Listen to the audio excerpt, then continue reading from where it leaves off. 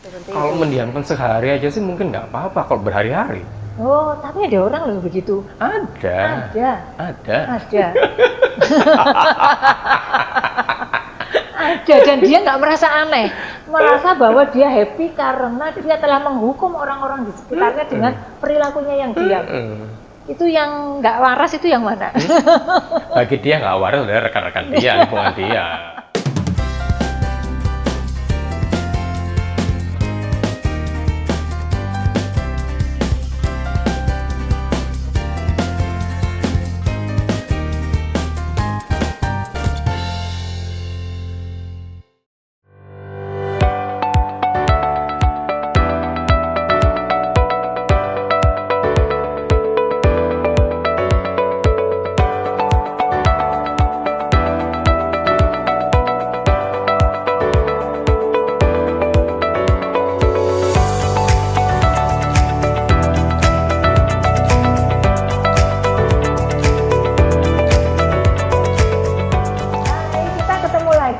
Sobat NN Talk, masih bersama Novi dan Nurpin, dan kali ini kita berada di lobi apartemen Praksis di Jalan Sono Kembang. Untuk yang belum tahu, kita sama sedang, keputaran ya, kan di hook ya gitu. Betul, di hook gitu ya. Sebenarnya sedikit ini sudah dibalik, ini kita sudah di pusat kota. Ini betul, ya. Bisa dikatakan segitiga emasnya Surabaya iya, lah. Jadi CBD.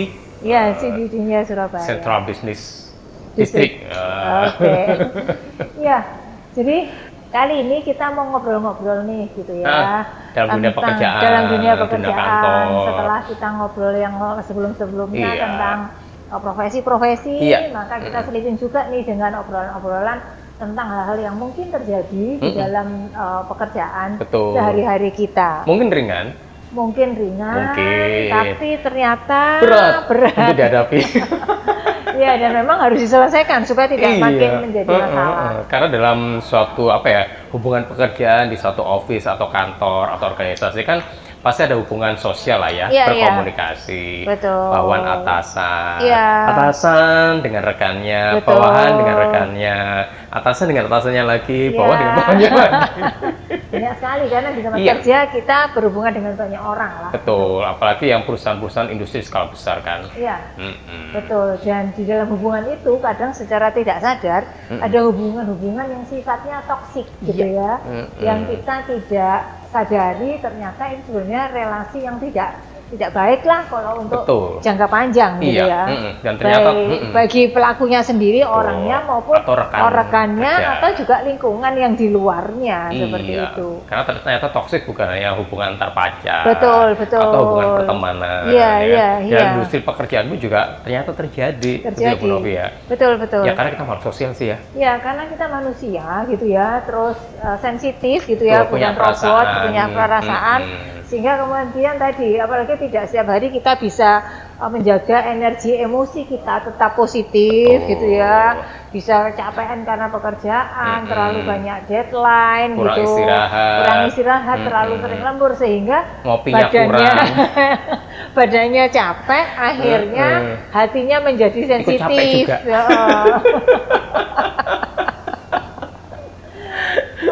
Dan akhirnya hubungan-hubungan antar rekan kerja itu juga ada toksiknya atau terganggu juga. Iya, menjadi terganggu gitu ya. Tapi sebenarnya kan itu bisa termanage sebenarnya, tetapi kadang kita tidak bisa memanage seperti tadi. Betul. Bilang kan itu loh. Iya. Nah, pertama kali biasanya yang terjadi kan hubungan itu adalah kita ada rekan kita yang itu pasif agresif. Cenderung menghindari masalah. Ini betul. Karena sebenarnya ketika kita menghindari konflik, itu maka sebenarnya kita menimbun konflik, memupuk konflik yang lain akan lebih besar. Betul. Seperti itu. Dan ketika ada rekan-rekan kerja kita ada masalah atau pekerjaannya membutuhkan kita cenderung menghindari itu, tidak helpful. Bagi kita merasa itu, wah itu masalah lu, bukan masalah gue lagi kan gitu. Iya. Nah, Padahal itu kan yang dalam suatu hubungan pekerjaan ada kerjasama di situ dan dia cenderung menghindari itu. Iya, iya. Gimana dong? Gimana dong? Ya, itu tadi. Jadi kalau ada ketidaksetujuan gitu di dalam sebuah relasi selalu ada. Biasakan untuk kita berani menyampaikan, gitu ya. Menyampaikannya tidak harus dengan emosi jiwa, nggak harus dengan marah-marah, nggak harus dengan nada tinggi, gitu. Tetapi ya cobalah diatur bagaimana apa yang membuat kita tidak suka dengan apa yang sekarang saat itu sedang terjadi. Atau kita ingin berharap apa misalnya, wah aku kok kepingin ya kita ini jadi lebih enak komunikasinya. Kita kita butuh bantuan, kita teman yang lain siap support. Betul, karena seperti itu. Jangan salah, ketika kita juga ada pekerjaan, kita juga membutuhkan kita untuk support kita. Betul. Sehingga ketika mereka ada pekerjaan, kita membutuhkan jasa kita untuk support mereka, ya kita harus support gitu loh. Jangan menghindar. Gitu. Terus kalau ada masalah juga jangan lempar tanggung jawab. Nah, ketika dia lempar tanggung jawab, berarti kan yang ngerjakan siapa? Rekan dia. Rekan orang lain. Ketika orang lain itu yang mengerjakan, belum tentu dia juga tahu permasalahannya seperti apa, Bu Novi. Nah, hingga akhirnya kan apa yang dikerjakan belum tentu benar juga. Karena si Ain tadi menghindari masalah itu. Jadi jangan sampai kita sendiri yang melakukan itu. Dan kalau kita menemukan teman kerja kita, gitu ya, orang-orang sekitar kita melakukan seperti itu, coba diajak bicara, diingatkan gitu. Apa yang membuat, kenapa sih kamu hari ini gitu ya, misalnya gitu, kurang ngopi ya gitu. Kurang ngopi. Kurang piknik. Mahal ngajak piknik, ngajak ngopi sih di warkop. Jadi diajak ngobrol masalahnya apa dan sebagainya. Kalaupun dia cenderung menghindari pekerjaan, ya diajak untuk terlibat lah. Gitu. Atau atasannya yang istilahnya mulai melibatkan dia. Ketika kemudian ini sudah mengganggu tim, ketika ini sudah mengganggu tim, sifatnya dia itu cenderung pasif kan. Iya. Ketika yang kalau ini sudah mengganggu tim dan kemudian dicoba dengan cara-cara yang mungkin sebelum atasan perlu turun tangan itu bisa dilakukan. Kalau enggak ya berarti atasannya yang turun tangan. Karena kan ada yang dia di karakternya itu cenderung pasif daripada aktif kan, Bu Novi, dan itu yang perlu banyak di-encourage kan orang-orang seperti itu. Betul. Itu sih. Dan ada lagi hubungan yang biasanya dia cenderung untuk rekan lain melakukan suatu namanya jelas suatu hubungan pekerjaan atau suatu pekerjaan kan melakukan kesalahan hal yang wajar sih ya. Body perfect dalam mengerjakan sesuatu kan, Bu Novi. Nah, tapi kan juga ada yang cenderung misalnya ada temannya melakukan kesalahan, dia susah untuk memaafkan. Baik itu hubungan terhadap pekerjaan atau hubungan personal. Kan kadang kita bekerja bukannya hubungan pekerjaan atau lebih, tapi juga ada hubungan personal, benar nggak? Ada orang tipikal itu adalah susah memaafkan. Itu toksik juga kan? Itu toksik. Terutama kalau menurut saya bukan toksik untuk lingkungannya, buat diri sendiri loh. Buat dia sendiri itu sebenarnya itu sangat merusak jiwanya, mentalnya. Merusak mentalnya. Karena sebenarnya ketika kita ini tidak memaafkan, itu sebenarnya bukan orang lain yang rugi gitu ya, tetapi kita sendiri ini semuanya rugi sebenarnya, tapi awalnya pasti diri kita sendiri. Betul. Karena kita akan cenderung memendam suatu perasaan terhadap permasalahan itu dan tidak pernah susah untuk memaafkan. Otomatis kalau orang Surabaya bilang atau orang Jawa bilang kamu merungsung terus. Wajahnya tuh kelihatan sumpek gitu kan. Karena dia tidak pernah bisa akhirnya kayak dia tuh bawa kantong sampah kemana-mana kan gitu ya. Jadi kemarahan ini kalau kita bisa ibaratkan sesuatu yang hitam yang berat dan baunya tidak enak gitu. Itu terus dimasukkan ke kantong, maksudnya ke hati kita, disimpan dan itu dibawa kemana-mana. Bayangkan kalau dia misal susah memaafkan satu orang, kalau yang terjadi dari 2-3 orang atau 4 orang. Karena masuk begini, memaafkan itu sebenarnya bukan buat kita loh. Yang kemudian plong atau happy itu diri kita sendiri. Bukan buat orang lain yang kemudian kita nggak memaafkan, kapok kamu nggak tak maafkan, tetapi sebenarnya sakitnya ke kita sendiri. Kita yang membawa menghitamkan diri kita gitu, yang membuat diri kita ini menjadi tidak nyaman untuk orang-orang yang ada di sekitar kita. Dan efeknya kan juga terhadap lingkungan lagi akhirnya. Dan ketika orang cenderung susah memaafkan dan dia punya mental seperti itu, kira-kira bisa bekerja dengan baik nggak? Pasti nggak bisa. Energinya sudah berkurang. Nggak bisa kapasitas full gitu ya. Orang kapasitas full aja kerja nggak mungkin 100%. katakan bisa dikatakan oke 80%. Kalau dia membawa kemarahan ini kemana-mana, kapasitasnya bisa berkurang separuhnya. Artinya kemampuan untuk melakukan pekerjaan yang bisa 80% menjadi hanya 40%. Coba bayangkan betapa ruginya. Gitu. Apalagi kalau dia cenderung sudah susah memaafkan, dia cenderung untuk mendiamkan orang lain. Itu yang ketiga, model yang ketiga. Betul. Jadi, sudah susah memaafkan, kemudian dia cenderung untuk menghukum orang lain dengan mendiamkan, tanpa menegur, tanpa menyapa. Seakan-akan kalau dia masuk kerja sudah kerja saja, tidak ada rekan, itu ibaratnya ya ini ruangan saya sendiri mau apa kan gitu loh. Ya, gitu. Jadi ada yang begitu. Jadi ini toksik ya, dan ini menurut saya juga reputasi pribadi kita ya, ketidakmampuan kita menyelesaikan masalah, memanage problem kita, menyelesaikan masalah yang kita hadapi, ya akan tercermin di sana. Seperti kalau itu. mendiamkan sehari aja sih mungkin nggak apa-apa, kalau berhari-hari. Oh, tapi ada orang loh begitu. Ada.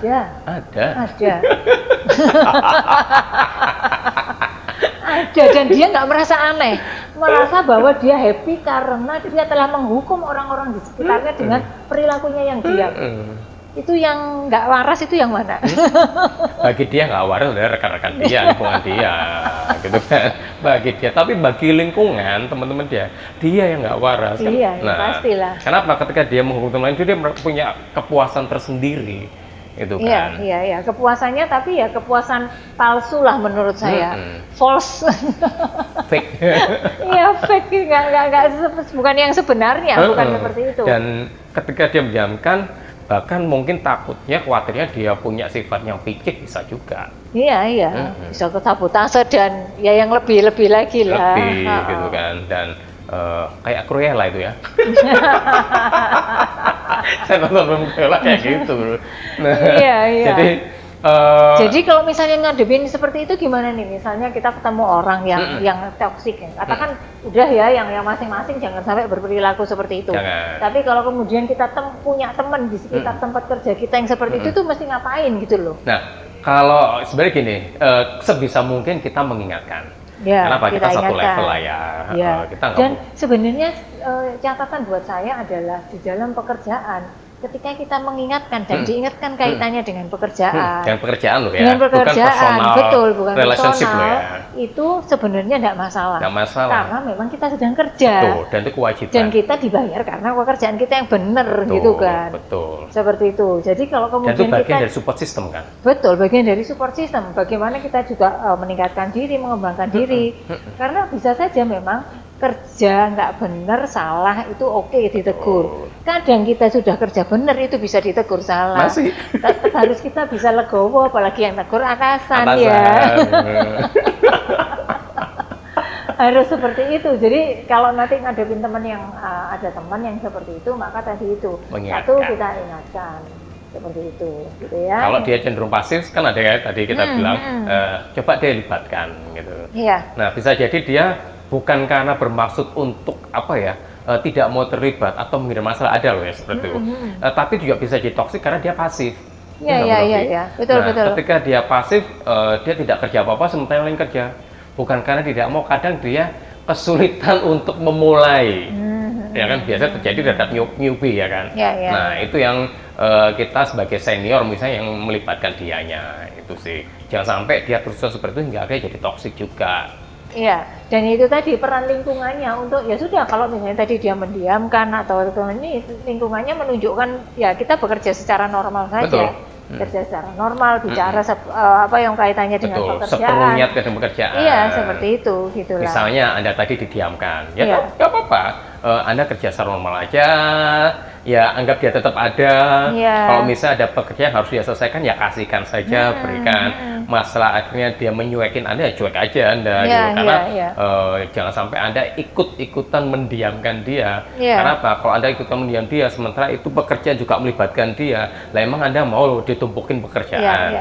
Ya kan? Pusing juga kan? Nah ya nggak apa-apa, deliver ke dia aja terkadang job yang harusnya dia lakukan. Sehingga ya kesannya biasa saja, walaupun agak-agak aneh sih. Iya, agak aneh lah, kaku lah ya.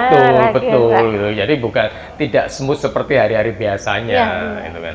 Sehingga kadang kita harus menunggu sampai istilahnya apa ya, cairnya itu kapan gitu. Ya kalau dia bisa cair dalam hitungan jam sih alhamdulillah kan gitu. Atau harusnya seperti itulah. betul, apa misal cukup 1 hari alhamdulillah. Khawatirnya dia sudah seperti itu, PMS lagi. Ya. Oke. Bisa ya nunggu 2-3 hari ya kan. Tapi kalau sudah di atas 2 hari itu sudah bagi saya itu sudah di luar kewajaran lah. Iya, iya. Itu. Oke, terus tadi ada lagi juga pasif agresif yang menghukum temennya, sulit memaafkan, ngasih gitu. pekerjaan ke 1 orang. Ngasih pekerjaan ke 1 orang. Istilahnya ngecing ya kalau gitu. Iya, jadi ya sudah lah. Ini pokoknya maunya sama itu aja gitu ya. Gitu ya. Nggak tahu apakah itu ngecing atau terlalu cinta sama si orang itu. Atau terlalu diandalkan. Nah itu dia terlalu cinta kan dianggap bahwa saya hanya bisa mengandalkan orang ini, yang lain nggak bisa apa-apa. Iya. Nah itu berarti toksiknya bisa toksis ke orang yang diandalkan ini, toksik juga ketinggalan, nggak direken atau nggak diperhatikan, tidak dikasih pekerjaan, kan? Sehingga tim yang lain, loh saya nggak diperhatikan kan gitu loh, kok bahkan dia aja, sebenarnya dia sendiri juga merasa, loh kok saya terus yang dikasih pekerjaan. Iya, itu sebenarnya toksik juga, itu toksik karena itu tadi akhirnya menjadi yang lainnya itu menjadi apa ya, beban kerjanya tidak rata. Betul. Gitu kan. Nah itu biasa dilakukan oleh atasan sih. Iya. Lalu yang kena timpa pekerjaan ini juga kasihan juga. Yang tidak dikasih pekerjaan bilang, wih punya anak emas. Padahal belum tentu juga dia anak emasnya. Dia merasa, kok aku anak emas, aku nih lagi kerjanya apa-apa dikasih ke aku kok ya, pulangnya jadi lebih malam, lebih kok jadi anak emas gitu kan. Nah, jadi sebenarnya kalau posisi itu juga sebenarnya nggak balance gitu kan. Di tim level yang tadi itu yang lebih bawah akhirnya ada saling curiga gitu kan, ini curiga ke yang diberikan pekerjaan, yang selalu diberikan pekerjaan curiga ke temennya dan sebagainya. Betul. Karena kan seperti itu, kalau hubungannya menjadi seperti itu, seandainya sih yang dikasih pekerjaan terus ini nggak masuk, nah orang yang ngasih pekerjaan ini kan juga pasti timpang juga gitu. Timpang artinya dia nggak ngerti apa yang dikerjakan, orang lain juga nggak bisa bantu, seperti itu kan. Sehingga ya itu tadi akhirnya nggak terfollow up mana yang misalnya harus dikerjakan pada hari itu gitu. Karena si A ini nggak masuk ya, entah sakit apa kan, nggak mungkin dia seperti mesin yang masuk terus kan, seperti itu. Jadi ya atasan itulah yang menciptakan toksik itu kalau tidak bisa membagi timnya dengan baik terhadap pekerjaannya. Betul. Itu sih. Jadi bukan lagi itu Anda menganggap bahwa si A yang selalu bisa diandalkan, tapi bagi si A dia juga terbebani, bagi si B, si C mereka merasa, loh saya nggak pernah diperhatikan. Dan itu yang menciptakan toksik ya si atasannya itu, ya enggak? Betul. Masih ada lagi nggak? Apalagi kira-kira? Sudah kan tadi yang sudah mendiamkan, menghukum. Betul. Jadi itu sih toksik yang biasa terjadi dalam suatu hubungan pekerjaan. Namanya juga toksik ya. Jadi ini sebenarnya hubungannya tidak sehat, gitu ya. Tidak sehat gitu. Kelihatannya kayak tadi maunya menghindari konflik, tapi sebenarnya malah muncul konflik yang baru. Tadi misalnya kita mau mengapresiasi satu orang tertentu, akhirnya muncul problem baru. Kalau orangnya nggak ada, jadi malah nggak bisa terselesaikan seperti itu. Kadang tidak disadari gitu loh, ya kan, oleh si orang tersebut bahwa dia adalah menciptakan toksik gitu kan. Terus kayak tadi misalnya kita mau marah sama orang gitu kan, maunya marah gitu kan, tapi kan ternyata sebenarnya akhirnya racunnya itu yang makan itu orang-orang di sekitarnya juga kalau mereka terpengaruh. Atau kalau enggak berarti Anda sendiri yang balik akan makan racunnya. Betul. Nah itu sih yang sangat bahaya, ya kan. Jadi coba kita melakukan introspeksi atau memahami diri kita sendiri, apa sih yang selama ini kita lakukan di lingkungan pekerjaan kita. Intinya sebenarnya kalau kita di pekerjaan, kesalahan atau teguran atau apapun lah yang berkaitan dengan masih berhubungan dengan pekerjaan, itu kalau kita dimarahi orang, disinggung dan sebagainya, kita harus terima karena itu kaitannya dengan pekerjaan. Lalu tadi itu friksi itu pasti selalu muncul.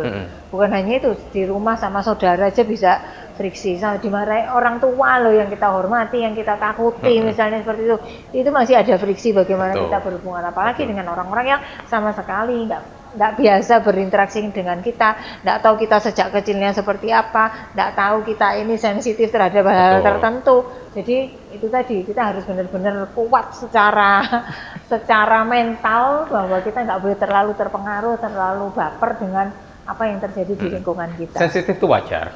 Betul.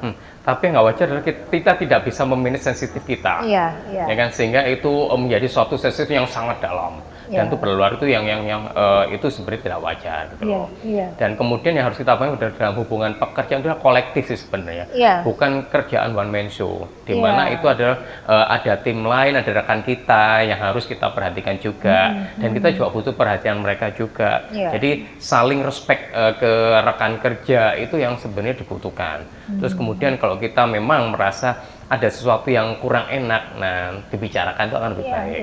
Entah sambil makan atau sambil ngopi ketika nyantai, itu akan lebih enak daripada memendam rasa. Betul. Kalau misalnya takut mau ngomong langsung terus tersinggung, bolehlah tulis-tulis pakai tulisan kecil atau kita teks di WA-nya dia seperti itu. Lagi ngapain gitu. Jadi kita karena kan ngajak ngobrol biasa lah seperti itu. Sehingga kemudian kita jadi tahu. Orang mungkin merasa diperhatikan, kenapa ya kayak gitu dia mau cerita lah kayak gitu. Dan sebisa mungkin permasalahan itu Anda selesaikan terlebih dahulu tanpa melibatkan atasan terlebih dahulu. Oh, betul. Jadi problem hari ini harus selesai hari ini. Gitu ya. Nggak boleh problem hari ini terus dipendam terus kemudian dibawa seminggu kemudian tidak selesai, melibatkan alasan, terus kemudian ketika lingkungannya sudah tidak teracuni, racunnya masuk ke dia sendiri yang mengajukan resign.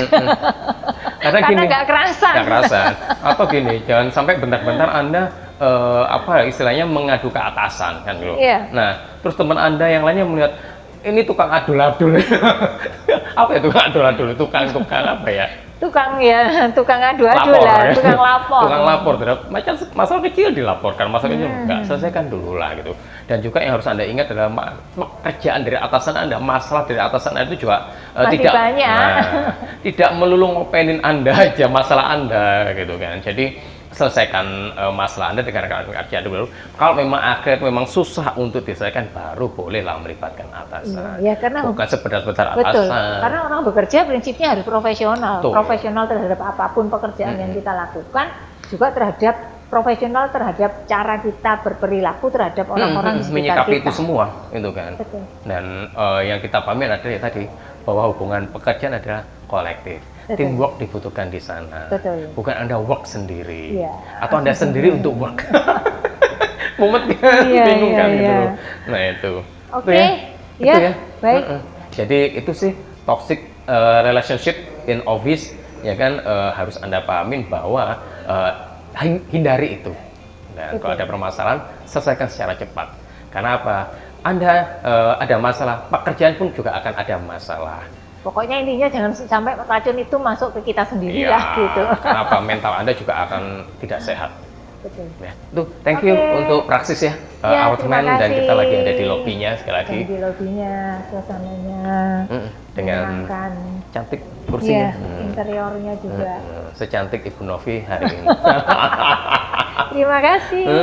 Jangan lupa untuk like, comment, dan subscribe. Subscribe ya, yang pertama harus subscribe ya, beberapa yang sudah nonton, tetapi intinya sudah subscribe dan bunyikan loncengnya sehingga kalau kita ada materi yang baru pasti akan ada notifnya. Ya, dan sampai jumpa lagi di episode atau berikutnya dengan materi yang mungkin akan lebih cihuy lagi atau dengan narasumber yang lebih mengasihkan lagi. Yuk, sampai jumpa.